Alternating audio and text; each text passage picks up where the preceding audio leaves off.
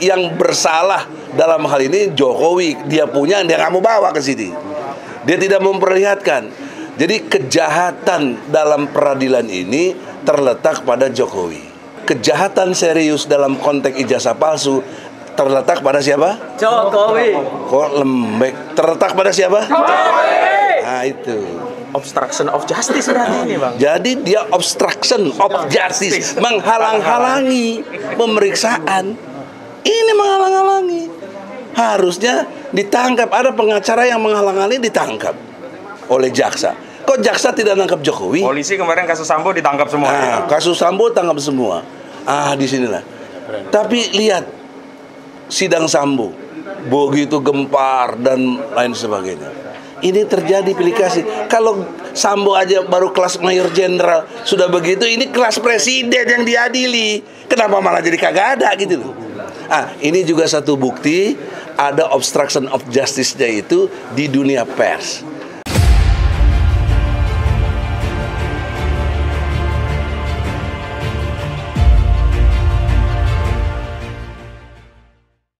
Saudara-saudara, dalam pendekatan hukum itu ada namanya azas praduga tak bersalah.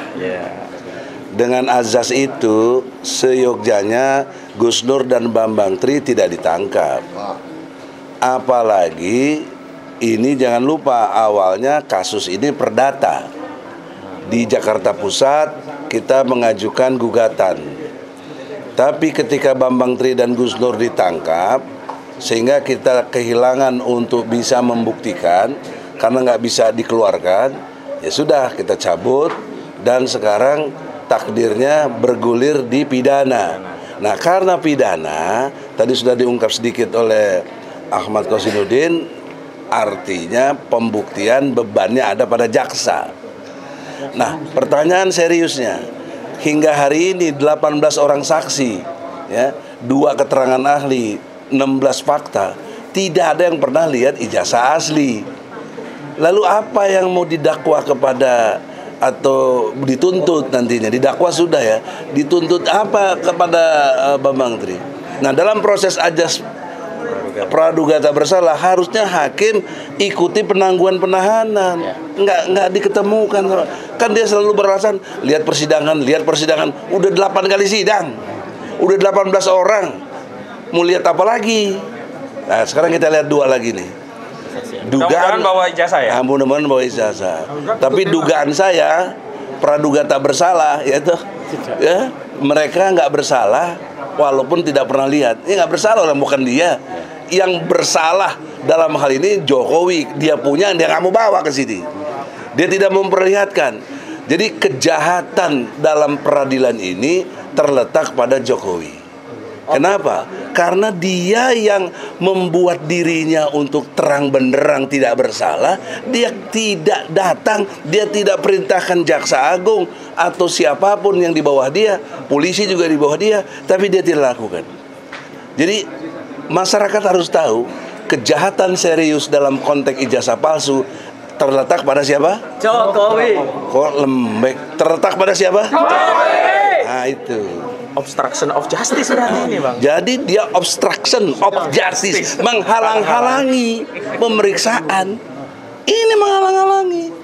Harusnya ditangkap. Ada pengacara yang menghalang-halangi, ditangkap oleh jaksa. Kok jaksa tidak nangkap Jokowi? Polisi kemarin kasus Sambo ditangkap semua. Nah, kasus Sambo tangkap semua. Disinilah.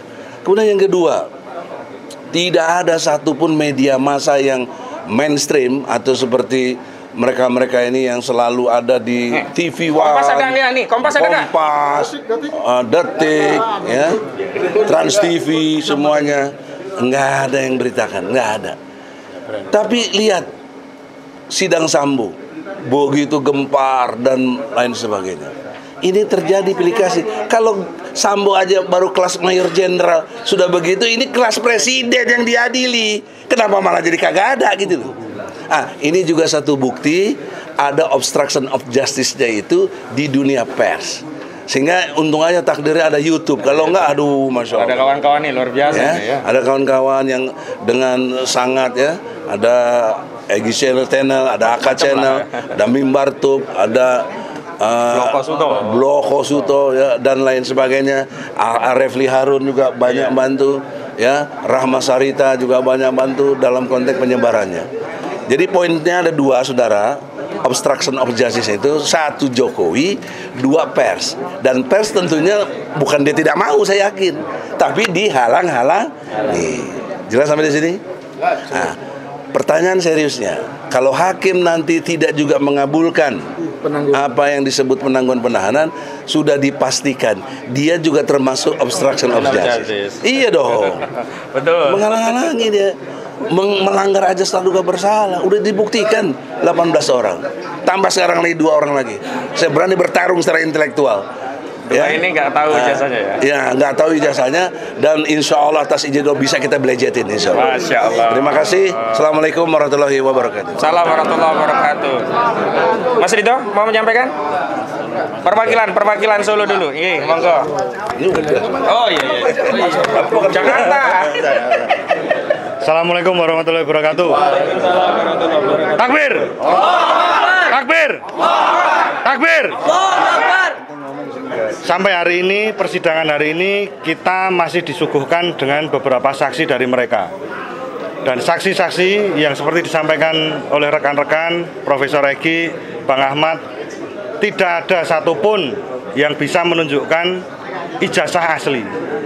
Padahal di sini, kalau kita untuk membuktikan kebohongan, itu cukup satu aja, menunjukkan ijazah aslinya. Jadi kalau logikanya, bahwa teman Pak Jokowi itu sudah pernah bersekolah bersama beliau, terus beliau itu betul-betul bersekolah di situ, ada ininya. Yang kita pertanyakan ijazahnya. Jadi dalam kasus ini kita harapkan nanti setelah banyaknya saksi yang dihadirkan sampai hari ini, bertambah 2 lagi nanti adalah saksi yang dihadirkan, kemungkinan seperti yang disampaikan kemarin itu adalah saksi ahli pidana dan saksi ahli sosiologi. Itu pun di BAP-nya hampir mirip juga. Jadi mereka bersaksi bahwa Gus Nur dan Bambang Tri melakukan kebohongan. Gus Nur dan Bambang Tri menyebarkan berita bohong. Gus Nur dan Bambang Tri melecehkan agama. Tapi waktu nanti dalam persidangan atau kemarin dalam persidangan yang seperti kita lihat, tidak pernah ada kesimpulan bahwa beliau-beliau ini melakukan tindak pidana seperti yang didakwakan. Satu itu. Yang kedua, untuk penangguhan penahanan. Penangguhan penahanan tetap kita tanyakan karena itu hak dari terdakwa dan tidak ada alasan untuk tetap ditahan. Karena dalam peradilan Indonesia itu seharusnya mengedepankan praduga tidak bersalah. Jadi kalau mereka ini dengan kasus seperti ini langsung ditahan, di mana kemanusiaannya? Di mana keadilan hukum di Indonesia ini? Di mana kesetaraan hukum? Yang kita minta cuma ijazah itu dihadirkan di persidangan. Itu tidak berlebihan, saya rasa. Saya tahu Bapak Presiden, beliau mempunyai agenda yang sangat-sangat padat sebagai Presiden Indonesia. Tetapi beliau juga punya ajudan, punya staf ahli dan lain sebagainya. Yang mana kalau disuruh untuk mengantarkan ijazah pasti mau. Dan tidak ada alasan untuk tidak mau. Sebenarnya kalau dari sarana dan prasarana semuanya lengkap, lebih dari cukup. Atau pesan Gojek pun boleh? Boleh, bisa, gosen bisa.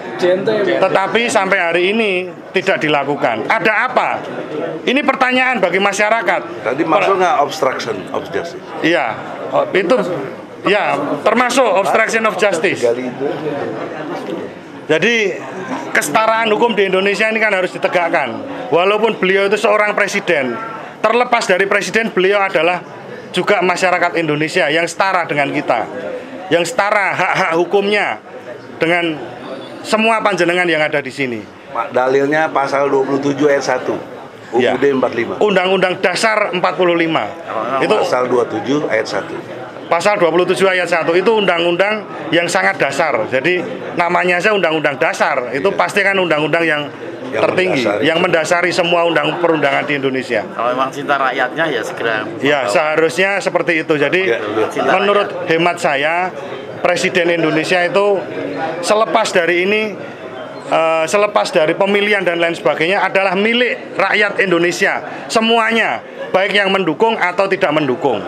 Kalau beliau itu menunjukkan kenegarawanannya, kami ini juga rakyatmu, kita semua ini juga rakyatmu. Gus Nur dan Pak Bambang Tri itu juga rakyatmu, Pak. Jadi tolong tunjukkan. Kita mintanya cuma itu saja. Jadi tidak ada alasan untuk begini begitu karena beliau seorang presiden, tapi mempunyai hak yang sama sebenarnya dengan kita. Begitu. Jadi cukup, mungkin ditambahi sama Bapak. Assalamualaikum warahmatullahi wabarakatuh. Saya advokat Sutawidya. Saya mengharapkan lebih baik membebaskan 1000 orang bersalah daripada menghukum satu orang yang bersalah. Jadi yang tidak bersalah. Ya, jadi lebih baik membebaskan orang yang tidak bersalah. Bebaskan yang bersalah 1000 orang daripada menghukum orang yang bersalah satu orang. Iya. Okay? Lebih baik bebaskan Bambang Tri. Nah, itu jelas. Satu orang tuh, ya itu intinya kan. Lebih bagus membebaskan orang yang tidak bersalah satu orang daripada Menghukum Gus Dur dan Bambang Tri. Oke. Iya. Oke, jadi intinya saya berharapkan kalau tidak di penangguhan tidak dikabulkan, JPU saya berharap menuntut bebas. Wah, mantap itu. Oke, itu saja dari Sutawidya. Assalamualaikum warahmatullahi wabarakatuh. Assalamualaikum warahmatullahi wabarakatuh. Perwakilan yang dari Banjar atau dari mana tadi? Monggo, warga. Harapan. Mana? Yang ada aja deh. Yang ada aja, ada nggak? Ah, jenengan. Ada Gus Nur aja. Ajib. Mana? Gus Nur aja itu Gus Nur. Mana Gus Nur? Oh, nah, nih. Gus Nur. Kebumen. Emang namanya Gus Nur. Rika. Gus Nur juga. Rika cara ngomong apa? Lik, mangga. Sauni-uni. Assalamualaikum warahmatullahi wabarakatuh. Salam ngapak. Orang ngapak. Orang kepedak. Kebumen. Takwir. Saudara-saudara kalian semua, seiman yang ada, seagama yang ada, dengan Islam yang luar biasa ini, sama-sama kita berdoa. Sedikit mengutip dari bapak-bapak pengacara ini, ikhwan kita ini semuanya, Masya Allah, perjuangan yang luar biasa dengan undang-undang dasar. Kita kembali kepada undang-undang dasar kita, Islam yang ada. Shiratal ladzina an'amta alaihim ghairil maghdubi alaihim waladhdallin. Ini undang-undang dasar yang lebih nikmat untuk kita yang ada untuk umat Islam. Apa? Shiratal ladzina an'amta, lafalnya tidak ada jamak. Memang sedikit orang yang diberikan kenikmatan oleh Allah. Ya ini contohnya. Yang kebanyakan ada apa? Maghdubi sama waladhdallin. Banyak kita nggak usah takut. Sedikit kita dalam genggaman Allah, yaitu bentuk kenikmatan. Takbir! Takbir! Takbir! Jokowi masuk mana Jokowi? Jokowi masuk kurang tahu di antara dari dua, antara maghdubi sama waladhdallin.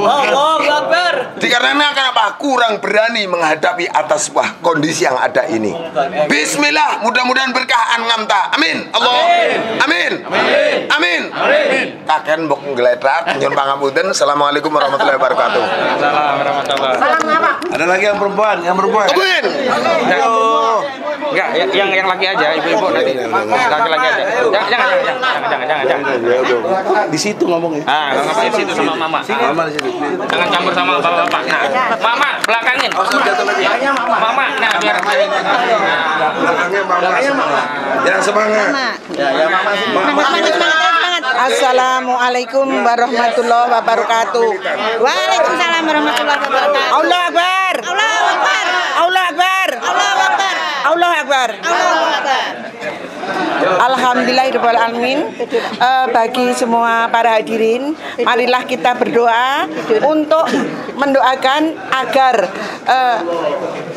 Gus Nur dan Bapak Bambang Tri segera dibebaskan karena terbukti tidak ada kesalahan daripada beliau. Masalah ijazah harusnya pada tahu semua. Masuk sekolah untuk ke SMP saja pakai ijazah yang dari SD, dari SMA, dan SMP, ijazah dari SMP, apalagi seterusnya dan seterusnya. Jadi tidak ada salahnya kalau memang Pak Jokowi itu bagus menjadi presiden, tolonglah ijazahnya itu dibeberkan atau diberitahukan pada kita semua, dan kita akan tenang, tidak dibuat gaduh seperti ini. Mohon dengan sangat, kalau memang itu tidak ada kesalahan bagi Bambang Tri dan Gus Nur, itu segera dibebaskan, tidak berlarut-larut seperti ini. Monggo. Wassalamualaikum warahmatullahi wabarakatuh. Takbir, Allahu Akbar. Takbir, Allahu Akbar. Takbir, Allahu Akbar. Alhamdulillahirabbil alamin. Sampun, geng. Pak Jaksa mau masuk.